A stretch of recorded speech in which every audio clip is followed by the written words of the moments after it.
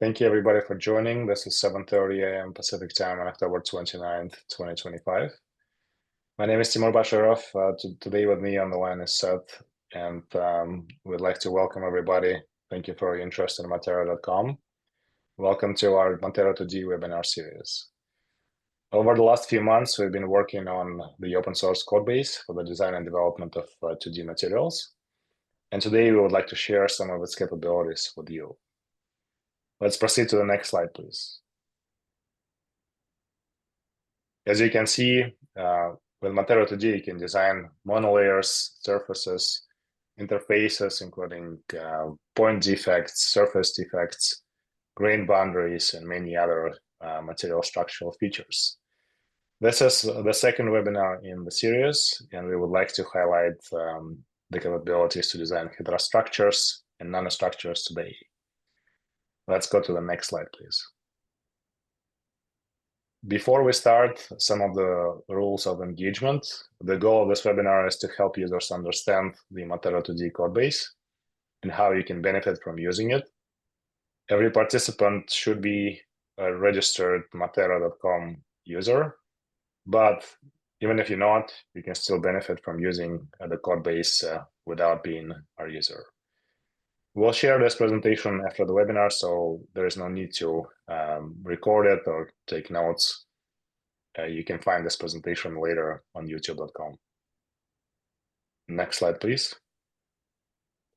If you'd like to ask questions, there are two ways to do that. Please either use the chat option or the Q&A option of the Zoom app.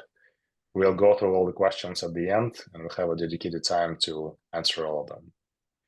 Now, without further ado, please welcome Seth, and go ahead. Greetings, everybody, and welcome to Mat3ra 2D webinar series. My name is Seth, and I'm going to present you a Python package for the design of 2D materials. Today, we're going to be focusing on nanostructures and heterostructures. First, let's take a look over the presentation that will give you an overview of our approach, and then we'll get to the hands-on experience. One of the challenges in material science today is that most of the data used for machine learning is data for ideal 3D crystals, while real-world application requires structures that are more complex, such as surfaces, interfaces, and defects. So we need a way to generate such materials. For that, we created an easy-to-use framework to design 2D materials. Our approach has well-defined structures to help organize information in a database and make it easier to build machine learning models. We demonstrate the application of our approach with a set of Jupyter notebooks that can be run in any web browser. We primarily focus on 2D materials because we believe this is the area of increased interest, and all the important processes occur at the interfaces.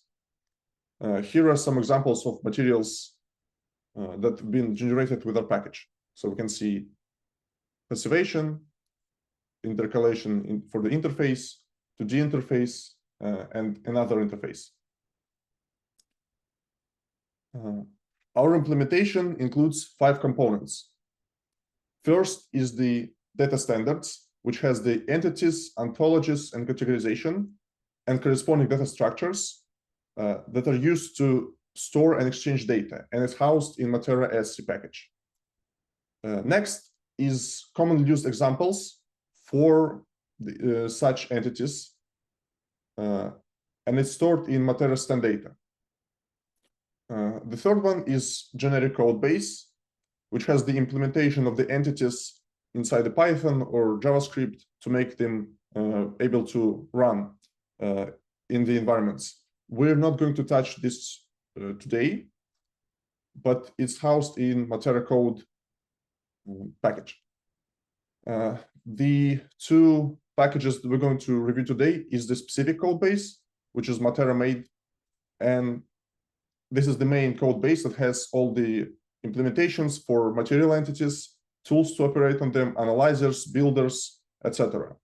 And the 5th is the code usage examples, which is a set of Jupyter notebooks that show how to use the before mentioned code base, and it's housed in Mat3ra API examples. So all of our packages are available on GitHub for review and submission of pull requests, as well as on API for the distribution and usage. First, the package with the JSON schemas for materials and physical properties and their transformations, Mat3ra's SC. Next, we have Standata package that has commonly used structures. For example, here we can see materials and their name correspond to the categorization that they adhere to. And it's easy to find any material by that.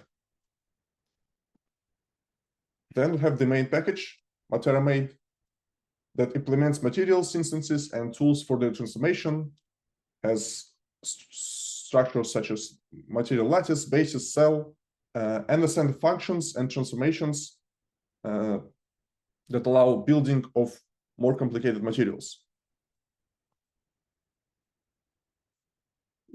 And the final component is a set of reusable notebooks that are created in a self-documented manner. So the user can learn how to use the tools by reviewing the notebook and following the instructions. They serve three purposes. They're educational. As I mentioned before, any newcomer can use the notebook to understand how to use the platform. They're practical because they can be used on a day-to-day basis to construct materials, and you can easily share them with your teams for ease of reproducibility. And the last stage is making this functionality available to the user. We support running notebooks in Jupyter Lab, familiar to many. We also support web-based Python kernel through PyDiet, which allows the notebooks to run natively in browsers without any additional infrastructures. And this is integrated in the web application.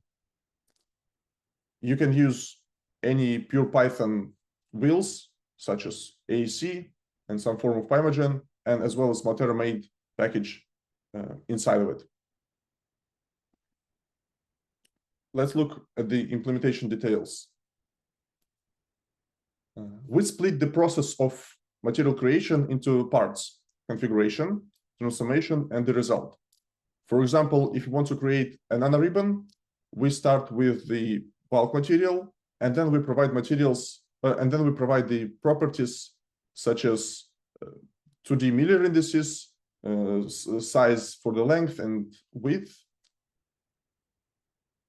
And then we take the builder and we apply builder to the configuration. And as a result, we get the result, which is material with the metadata of the previous transformation stored for provenance. Sometimes you might not know all the parameters for the configuration right away. For example, for the interface, you need to match the two parts. And it's done by providing supercell matrix and film strain matrix. To get them, we need a stage approach where we define, refine, and then build the final structure. In define part, we do the same as before, where we specify the properties that we know. Then in the refine section, we use specific analyzer, ZCL analyzer in this case, where we provide all the necessary properties for it, and we apply it to the configurations. And as a result, we get multiple interface configurations.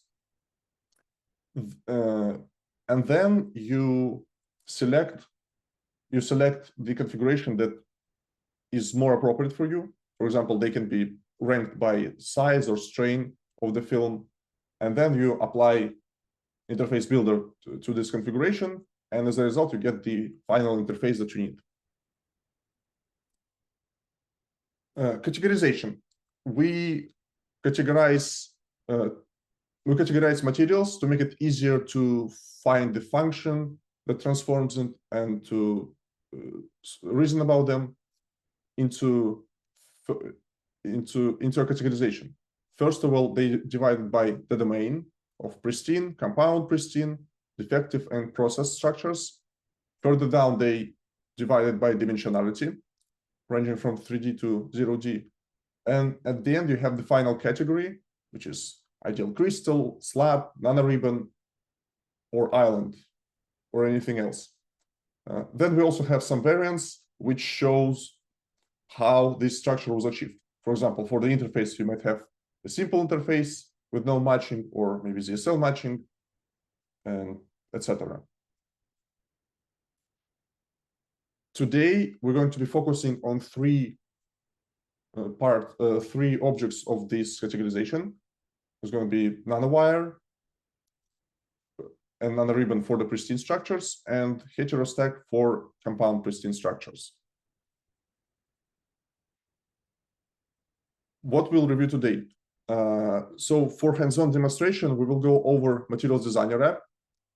Then we're going to see how we can import materials from Stendata and file system. Then we're going to use Jupyter Light transformation to create various structures. For example, nanowire, nanoribbon, and heterostack.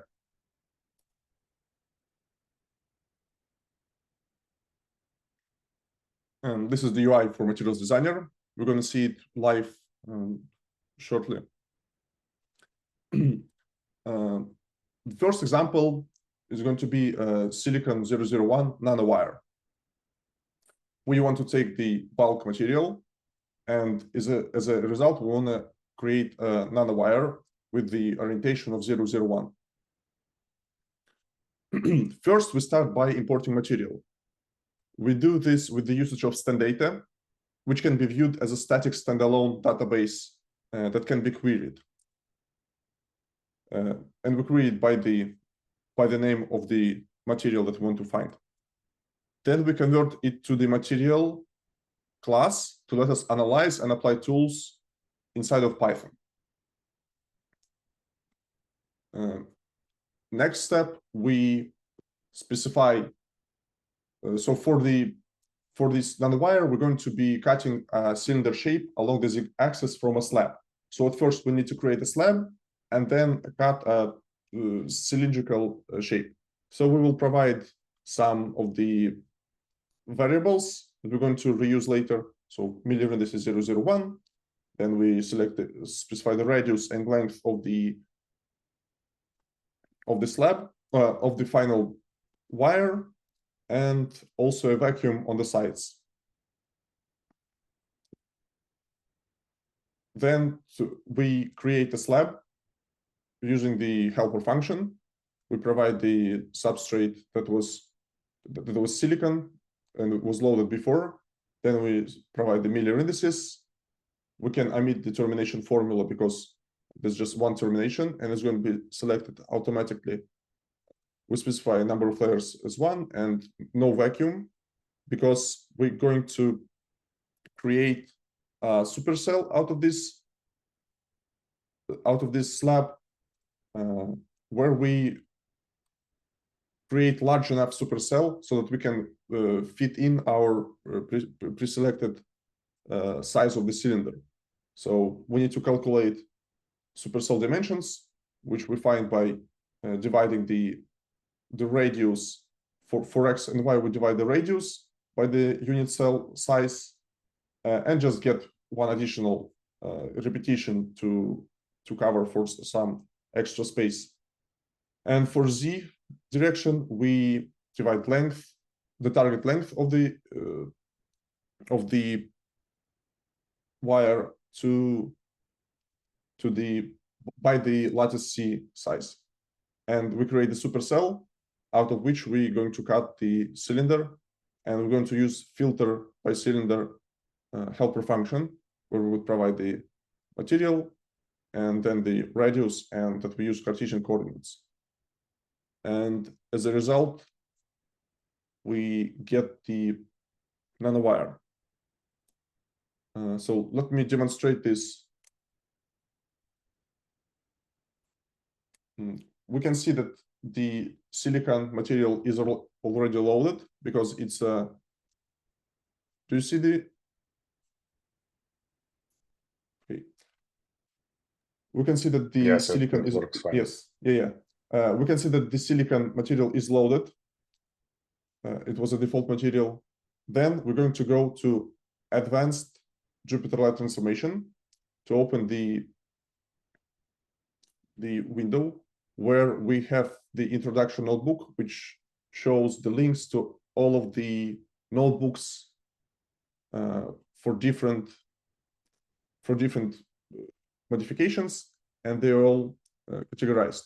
So we need to scroll to nanowires, 1D structures, nanowires, and we'll create a nanowire from bulk material. Here we provide so it explains how to operate with it. Then we provide the Miller indices, radius, length, vacuum, and also there's an option to align along X or not. We can set it to false to keep the wire along the Z-axis. Then if we run all cells, first we get to install all the necessary packages.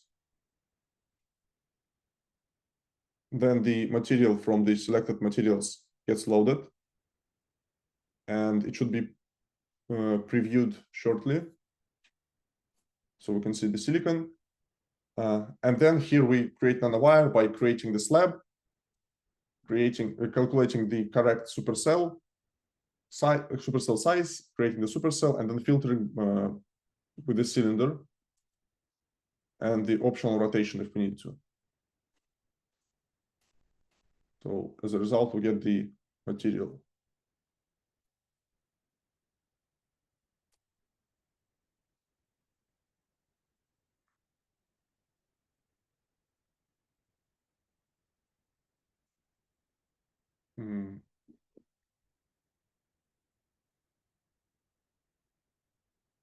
Next one is the example of silicon 110 nanowire.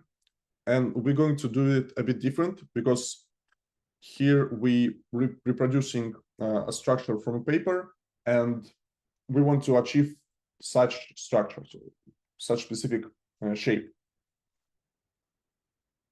Beginning is the same. We upload the material or get one from the collection. Next, we create a slab. As before, we just change the Miller indices and we add the thickness of 2. And also we provide the supercell matrix to make it larger. And the third step is to cut a nanowire from this larger supercell. To create this structure, with trial and error, I calculated the approach where we just center the slab, then we rotate it at the specific angle of 50 degrees, and then we create such a box that has all of the atoms, all of the centers of the atoms that we need inside of it, but all the rest are outside. And we filter these atoms inside of it and get the final structure, and then we re-rotate it backwards to the previous position. I found it pretty fast, so it can be used for any other shape. So it's in a closer view. We can see it in the live demonstration more clearly. And as a result, we get this structure. So let's get back and see. We open the advanced Jupyter transformation again. Silicon is selected here. Here, let's go to the specific examples.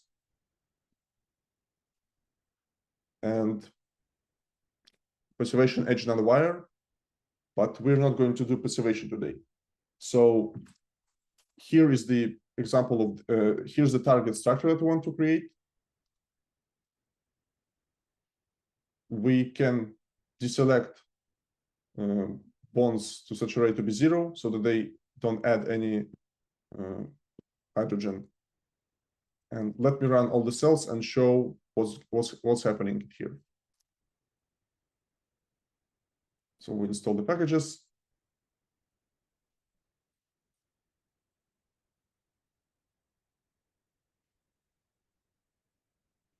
So here is the logic to create this shape where we create the slab and then do the rotation and the selective filtration.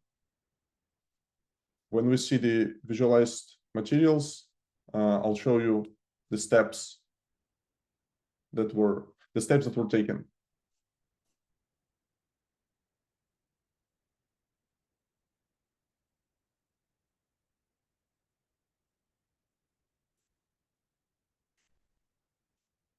Yeah, so the first one is the rotated structure, rotated slab. Then we select the box of specific size, and we get this structure, and then we rotate it back. We pass all of the termination, and the result is this structure that matches the one that provided in the paper.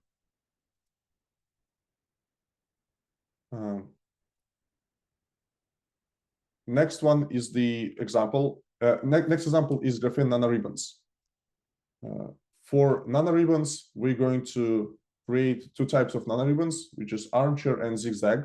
And we will start with the graphene monolayer. I'll show you how to import materials from Stendata for this one, as well as upload from files. After that, you can use the create nanoribbon helper function, where you would pass the material, specify the width, which is the size along Y in unit cells. It's important distinction that the sizes for nanoribbon are specified in the unit cells along the direction. The length, then we specify vacuum width and length, and whether to use a rectangular lattice or let the repetition be along the natural lattice of the primitive cell. And then we specify the edge type, armchair for this one. And as a result, we get the nanoribbon, which has 5 unit cells in this direction. So to width 1, 2, 3, 4, 5, and then 10 of the repetitions in length direction.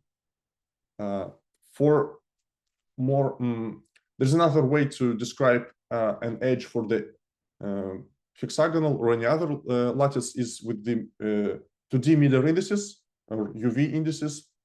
So for armchair, we get 1, 1 direction, which will be along the A and B of the primitive cell. And as a result, the direction is along these two atoms. And you can see that it will form armchair on the side at the edge of the direction. If we provide UV as 1, 0, so only along the A lattice, then the perpendicular to it is parallel to it is going to be the zigzag structure. So we can provide the Miller indices to G to the create nanoribbon function to get desired shape. They can be different. You can use any integer numbers, and there's going to be some nanoribbons at some angle. And as a result, we get the zigzag nanoribbon as well, 5, but this time is 5 such chains in width and 10 of the repetitions lengthwise. So let's look at the demonstration. We can delete these structures. So let's first review the import of materials from Stendata. We'll go input, output, import from Stendata, and search for graphene. And we can see graphene 2D is here. We can import it and view it. If you want to upload material from your file system, you can use upload from disk. And then you can just drop files. For example, the same graphene as a postcard can be downloaded here. Same structure.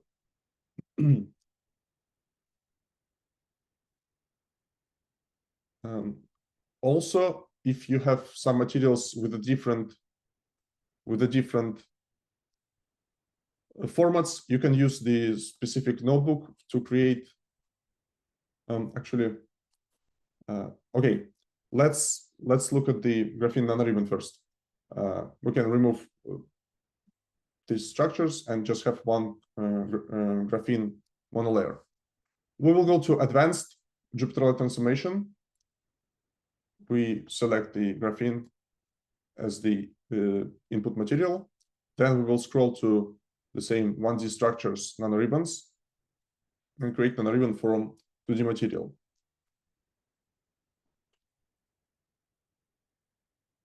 Let's change it to be 5. We can emit the vacuum for the length to have it continuous 1D structure. Then let's go run all cells. So in this example, you create only zigzag or armchair, but down there you can provide the milliradiuses to D if you need to create a more complicated nanoribbon. Okay, we preview the material and then we create nanoribbon with the function. And as a result, yeah, we should see the structure, which is repeated in the X direction.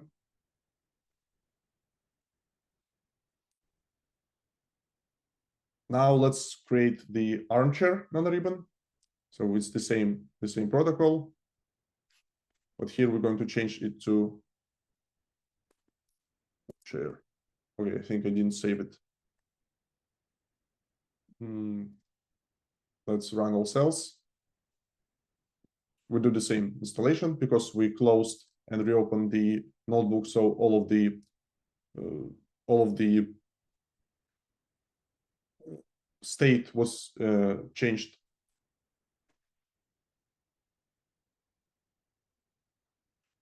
Now, if we wait for the generation, we'll see the nanoribbon with armchair side. It's hard to see, but let's view it in the 3D. Yeah, here we have the armchair nanoribbon, and since we added vacuum on all sides, it's not continuous in the repetition.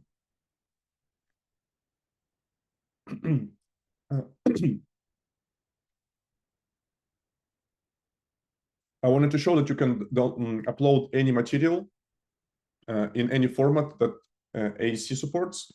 So we use AEC for conversion. For example, if we go to the file system that was opened by default, we can create a new file folder that's called files, where we can upload postcards, or let's upload some postcards. We can just drag and drop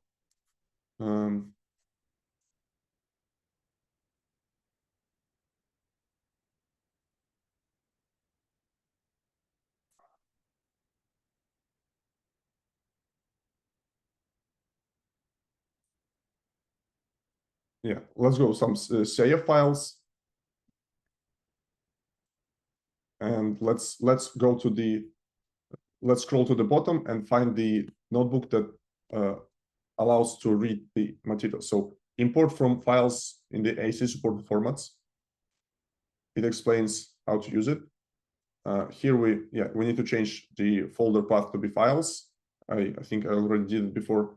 We're not going to enforce any formats, but you can specify specific file to filter, and you can use whether to use extension for the file for the for the format selection or to allow AC to do it. So if we run all cells here, we're going to need to install some of the packages, and then we will read all the files in the specified folder and try to convert them to AC and later to our format.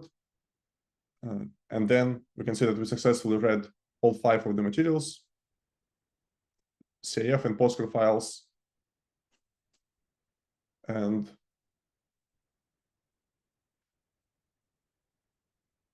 yeah, and as a result, we can preview all of them here, and they are passed to the materials output, where we can select whether we need all of them or not, and we can submit. So graphene from before, some other structures.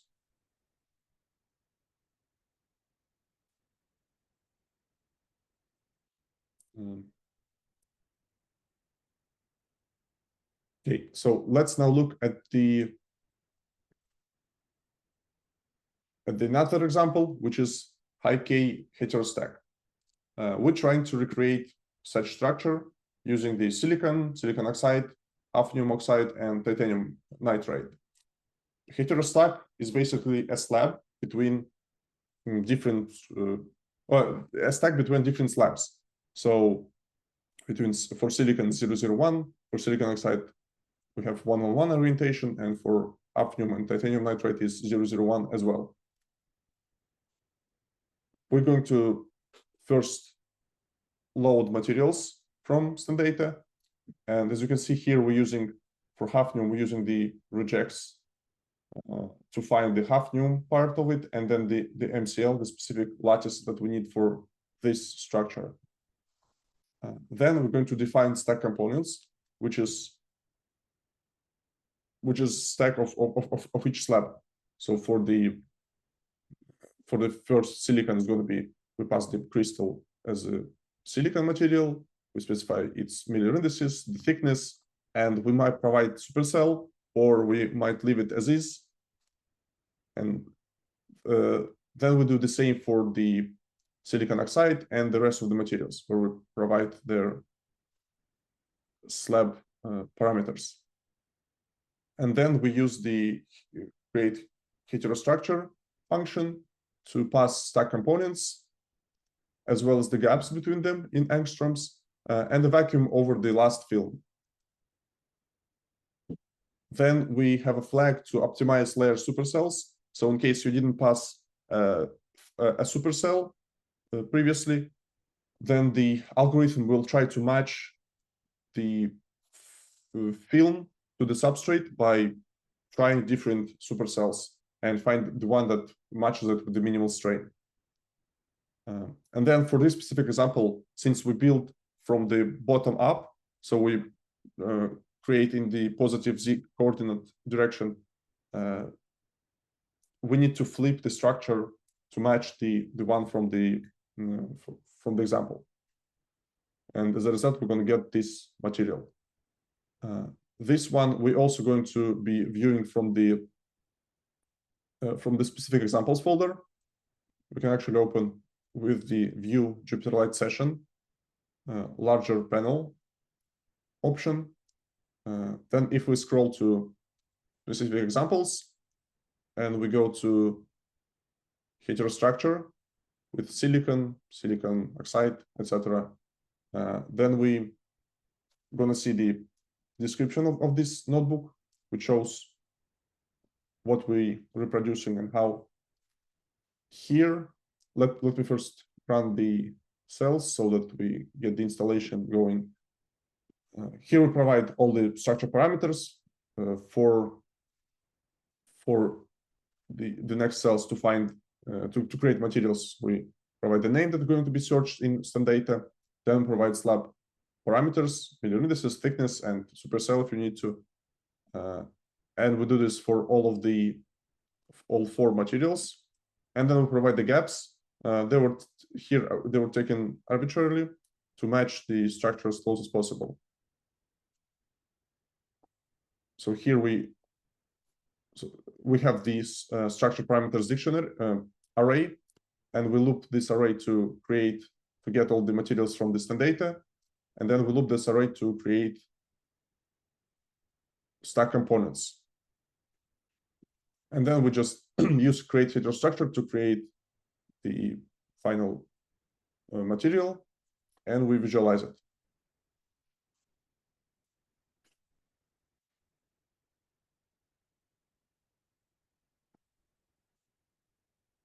And we can see it here. Some of the materials were stretched or squeezed, and it's normal because in the original structure it was they were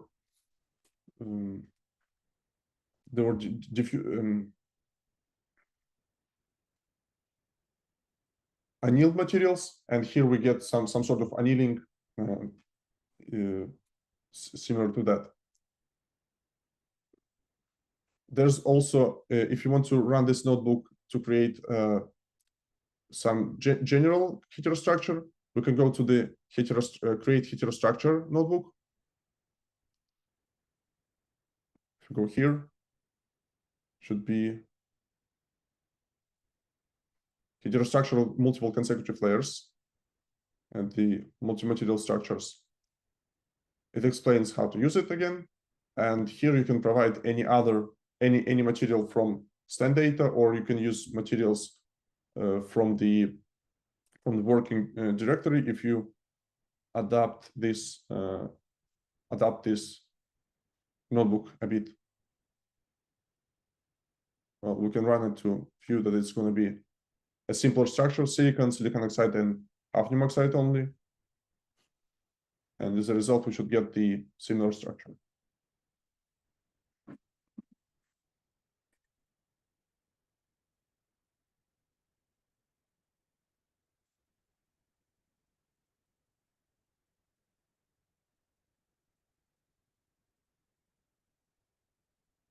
So materials are loaded, and we should see, yes. This one we don't flip, so we have the silicon and silicon oxide and hafnium oxide, and the silicon preserves its own strain and structure and supercell, while silicon oxide was probably adapted, stretched to fit the underlying substrate, and the same was done to the hafnium oxide to fit the underlying interfaces.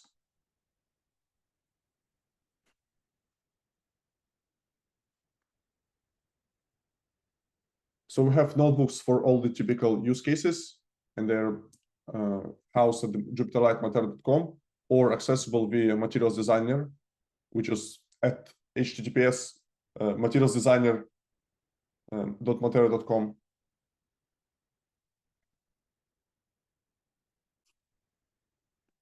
Yeah, so JupyterLight definition.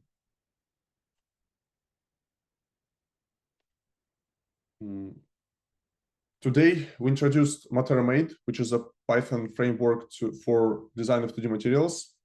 Then we showed how to use it with this set of Jupyter notebooks with Mat3ra API examples. And we showed that there is a JupyterLight-Mat3ra.com that provides online environment for the usage of the framework, and Materials Designer Mat3ra.com that hosts Materials Designer app for materials handling. All code is open source and available on GitHub and PyPI, and we welcome contributions. I think now it's time for questions. All right, thank you, Seth. This is Timur. Let's see if you have any questions in the chat or in the Q&A session.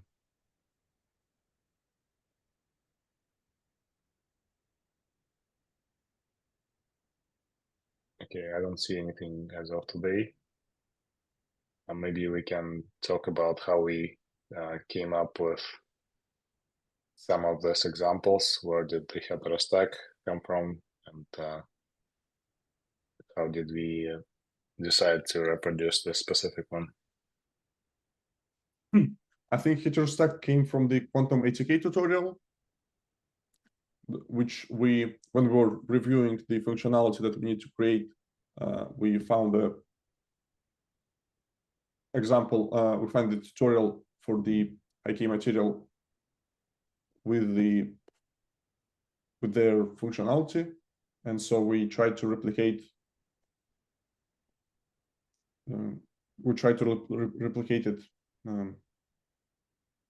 as close as possible, but just without the amorphous structures for now, although they can be added later. All right, there is a question in the chat right now from Daniel. Has Mat3ra done any work interfacing with the quantum transport package quant with a key? I will answer this question, and the answer is no. But we can look into this package. Daniel, maybe reach out to us through email, and we can take a look. I'm not familiar with this particular package, but a platform is designed to be able to utilize user contributions and other packages as well, so we can discuss that if that's of interest to you.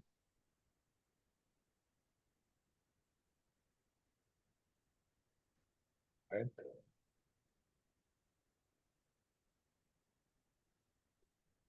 Yes, the recommended email is you can reach out either to me or to Seth. It's my first name, Timur, at mat3ra.com, or you can reach out to our team at info@mat3ra.com. Let me put that in chat for everybody.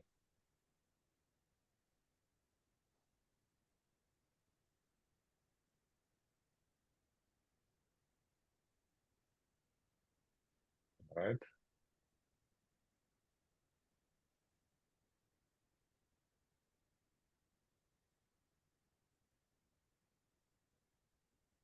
Any other questions? Anything else that the audience is interested in? Okay, we have a question from Danny. Will the property calculations be implemented in the workflow in the near future? What that answer that?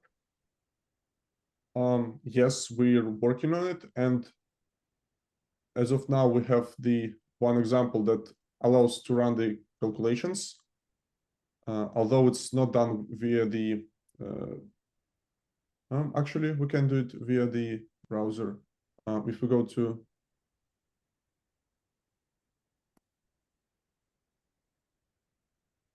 AP examples, yeah. So we have for now it's just in a demo stage. So we have two properties for structures being able to calculate it. So band gaps for twisted molybdenum disulfide bilayers. We reproduce this structure, this paper where we create the structure, and then we calculate the indirect and direct bands.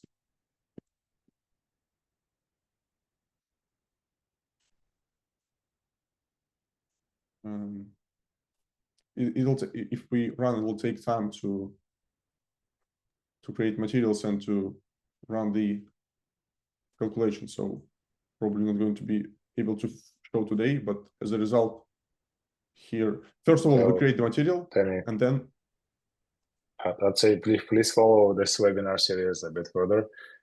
This is as of right now, we're focusing on the design of the material structures, but at the same time, we're working on the capability to do the simulations as the next step.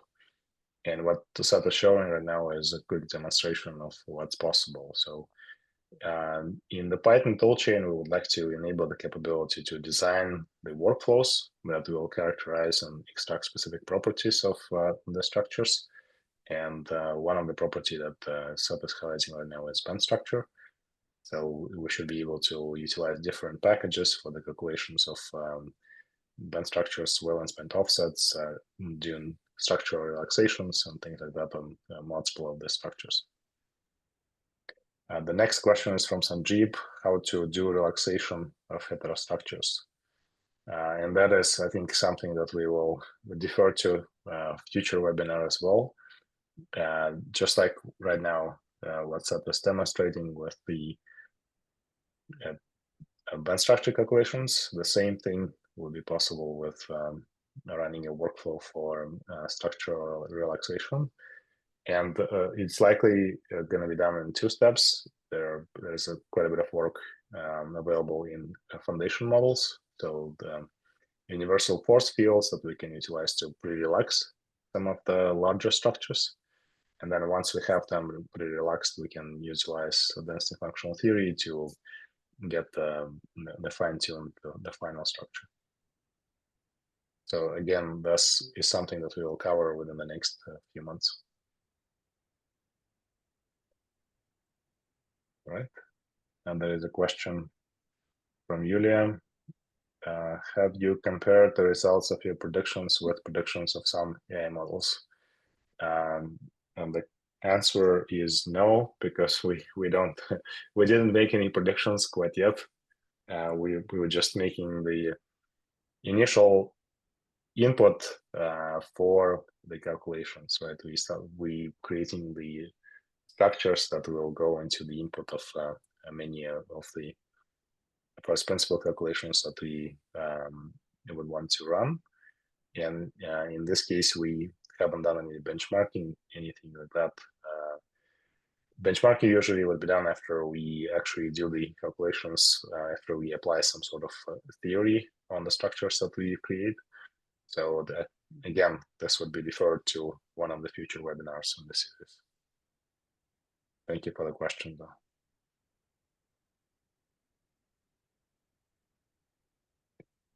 All right.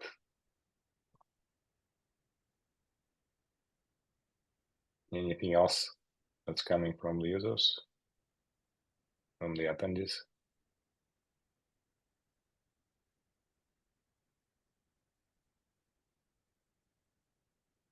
Anything else that we wanted to cover, Seb? Well, we can show, I mentioned the different UV indices, so we can show how they can be used to create more complicated nanoribbons. So if we go back and import graphene,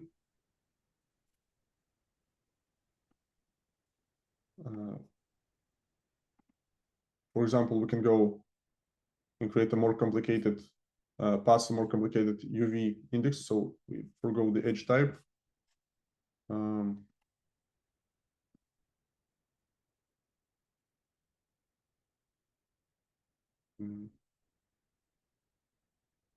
And we get a more, let's say, 1 and 3 inches to D. Then we should see nanoribbon at the angle of. Actually, let me real quick change the value, because I know from the previous experience that we need to be shorter because it's a larger supercell.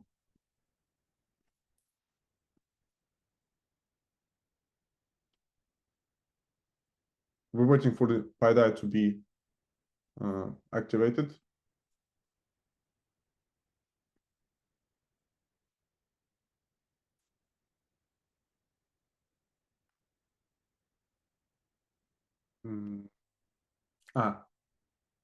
Because we had another instance with open. Okay, idle. We can run all cells. So here we're going to use the same graphene as before, but we provide middle indices 2D of 1, 3, which will get at some nanoribbon at the angle.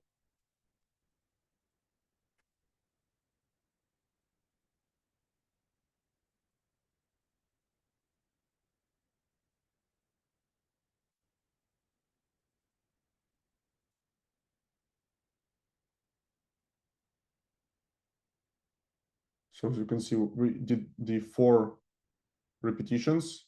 So I think it's like 1, 2, 3, 4 repetitions and the same 5.